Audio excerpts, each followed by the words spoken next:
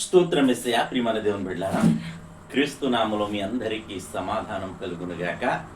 ఆమేన్. ప్రతి దినము దేవుని వాగ్దానం అని ఆత్మీయ చక్కటి కార్యక్రమంలో మిమ్మల్ని ప్రేమపూర్వకంగా ఆహ్వానిస్తున్నాను. దేవుని బిడ్డలారా, ఎలా ఉన్నారు? బాగున్నారా? ఉదయాన్నే లేచారా? మరి మండుతున్న ఎండలు, మరి దేవుని కృప గనక, మరి ఎంత ఎండలున్నా, మరి ఎంత వేడిమి ఉన్నా, దేవుని కృపను బట్టి ఈ దినం మనం బ్రతుకున్నాం, క్షేమంగా ఉన్నాం. మరి దేవుడు మరి తన కృపతో మనల్ని ఆదుకుంటున్నాడు గనుక ప్రతి ఒక్కరూ మరి దేవుని విడిచిపెట్టగా దేవుని మార్గములు యందు నడుచుకొనుచు మరి ప్రతి ఒక్కరూ దేవునిలో ముందుకు సాగాలని మీకు తెలియజేస్తూ ప్రతి దినము దేవుని వాగ్దానం అని ఆత్మీయ చక్కటి కార్యక్రమంలో వాగ్దానాన్ని నేను చదువుతున్నాను. ఎహెచ్కేలు గ్రంథం 36వ అధ్యాయము 11వ వచనం. మీ మీద మనుషులను పశువులను విస్తరింపజేసేదను, అవి విస్తరించి అభివృద్ధి నందును, పూర్వమున్నట్టు మిమ్మను నివాస స్థలముగా చేసి మునిపటి కంటే అధికమైన మేలులు మీకు కలుగజేసేదను. దేవునికి స్తోత్రం. చక్కటి వాగ్దానం ద్వారా ప్రభు మనతో మాట్లాడుతూ ఇస్తున్న వాగ్దానం ఏమిటో తెలుసా?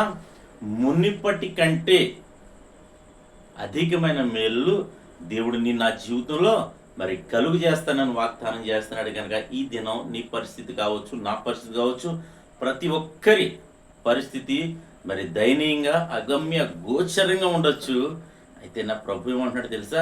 నిన్ను సమస్తమునిగా అభివృద్ధి చేసి విస్తరింపజేస్తానన్నది. వ్యాపారం కావచ్చు, వ్యవసాయం కావచ్చు, పాడి పంటలు, మరి దుక్కుటెద్దులు, అలాగే రకరకాలైన నువ్వు ఏ పని చేస్తుండే ఆ పనిలో నువ్వు విస్తరిస్తావట.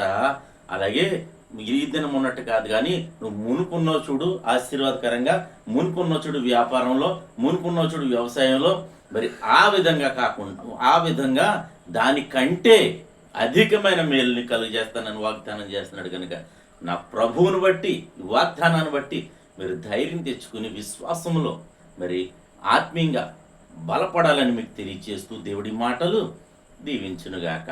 ఆమెను ప్రార్థన చేసుకుందాం. స్తోత్రము తండ్రి, వందనాలు యేసయ్యా. ప్రతి దినము దేవుని వాగ్దానం అని ఆత్మీయ చక్కటి కార్యక్రమంలో తండ్రి మీరు ఇస్తున్న వాగ్దానం బట్టి స్తోత్రాలు. ఎంతమంది ప్రజలు యూట్యూబ్ ద్వారా, షేర్ చాట్ ద్వారా, ఫేస్బుక్ ద్వారా తండ్రి ఈ రోడ్డు మార్గం ఎదుర్చే వారందరి జీవితాల్లో నా తండ్రి ఈ వాగ్దానం నెరవేర్చమని, ప్రతి ఒక్కరి జీవితాల్లో ప్రభా మునిపటి కంటే అధికమైన మేలు మీరు కలుగు చేయమని, నీ బిడ్డలో ప్రభా పడుతున్న ఇబ్బందులు, నేను పడుతున్న వ్యాధులు, పడుతున్న శోధనలు, పడుతున్న బాధలను ప్రభా ఏ కాడి కింద అయితే నలగొట్టబడుతున్నారో ప్రతి కాడి నుంచి విడిపించి ప్రభా నేను మునుపటి కంటే అధికమైన మేలు నీ బిడ్డలకు కలుగు చేయమని ప్రార్థిస్తున్నాను.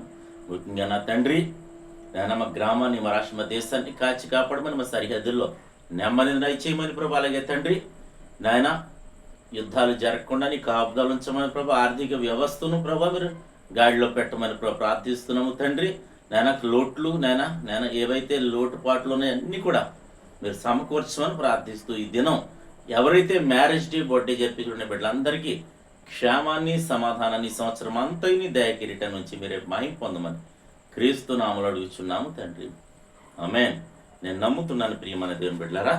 ప్రభు మనందరితో మాట్లాడిన విధానం బట్టి ఆయన స్తుతించండి, ఆయన కనపరచండి. దేవుడు నిన్ను కుటుంబాన్ని దీవించునుగాక. ఆమేన్.